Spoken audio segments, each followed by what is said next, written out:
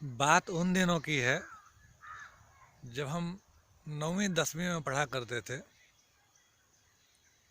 वैसे तो हमारे पिताजी बहुत ही आध्यात्मिक विचारधारा के थे, लेकिन थे बड़े ही गुस्सैल।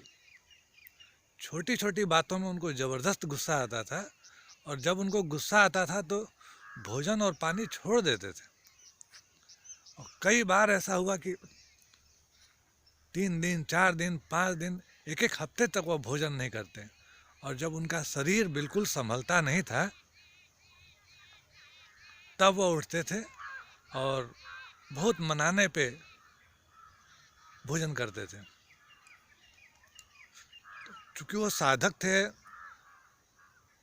क्रोध की भी अवस्था में वो साधना जरूर करते थे। एक फोटो के पास बैठ करके और मंत्र जप घंटों किया करते थे। तो एक दिन ऐसे ही हमारे मन में आया, जो वो खाना नहीं खाते थे तो हम बार बार उनके पास जाते थे और उनसे पूछते थे, कहते थे कि खाना खा लीजिए, प्लीज़ खा लीजिए, गुस्सा मत करिए। लेकिन वो डांट के भगा देते थे। तो समझ में नहीं आता था कि इनको खिलाया कैसे जाए, क्योंकि जब वो नहीं खाते थे तो घर का पूरा जो माहौल है वो डिस्टर्ब रहता था।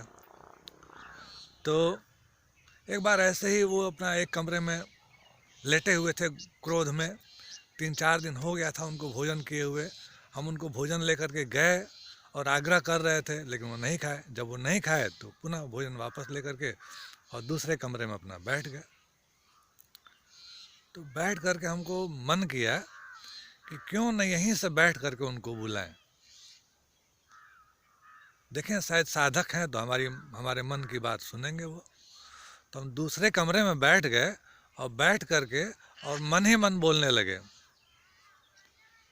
पापा आइए खाना खा लीजिए, पापा आइए खाना खा लीजिए, पापा आइए खाना खा लीजिए। मन में ये बोलने लगे, ज़्यादा नहीं एक ही रोटी खा लीजिए, ज़्यादा नहीं एक ही रोटी खा लीजिए, प्लीज़ पापा आ जाइए, एक ही रोटी खा लीजिए।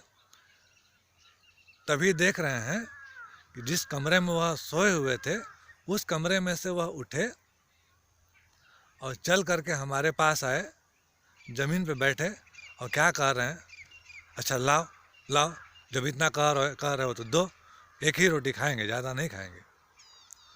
हमारे तो आश्चर्य की सीमा नहीं रही कि क्या मन से भी वार्तालाप होता है। और तब से और अभी तक हमारा यह प्रयास रहता है कि मन को साधा जाए। अगर मन सध जाए तो सब कुछ सध जाएगा।